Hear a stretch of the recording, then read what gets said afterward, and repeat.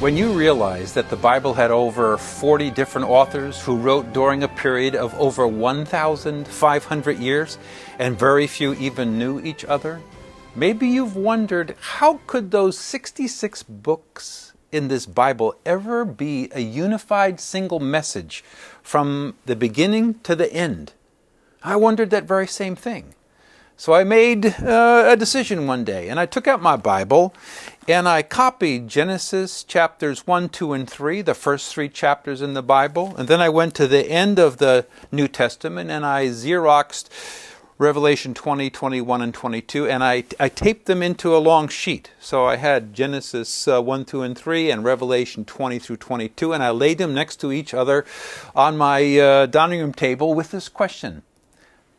How did what got started in the Garden of Eden, when he walked and he spoke with Adam and Eve, how did that story conclude? 66 books later, 1,500 years later, how did it conclude in the new heavens and the new earth when God dwells on the earth with mankind once again? What a question. But wait till you see the answer, because when you do, you'll never have room for doubt again about the Bible that God wrote. Wait till you see it. On our screen we have the Genesis to Revelation comparison. And in the beginning, in Genesis 1, 2, and 3 is on the left side, and the ending at the end of the Bible, 1,500 years later of books, it's Revelation 20 to 22. Let's take a look at them. In the beginning, God created the heavens and the earth. In Revelation it says, I saw a new heaven and a new earth.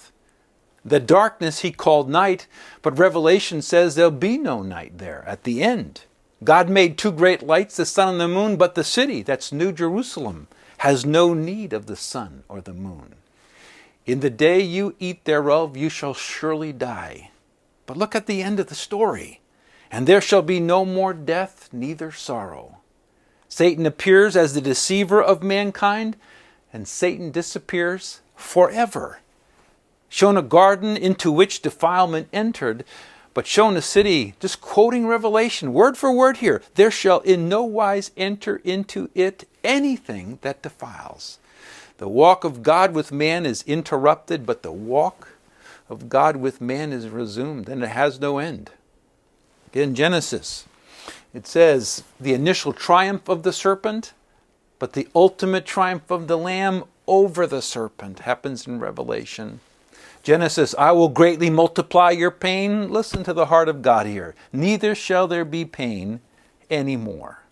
In Genesis, cursed is the ground for your sake. There shall be no more curse.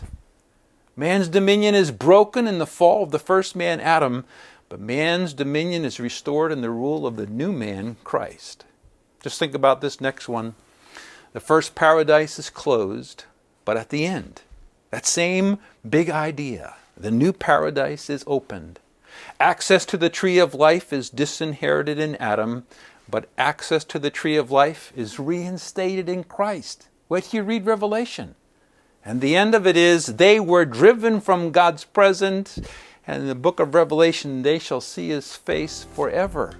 Isn't that just amazing? What got started in the beginning? God from the beginning planned the completion. You see, when Billy Graham said the following words, I think he summarized all of this. He said it this way: I've read the last page of the Bible. It's all going to turn out all right. The Bible, God's holy scriptures for you and me today.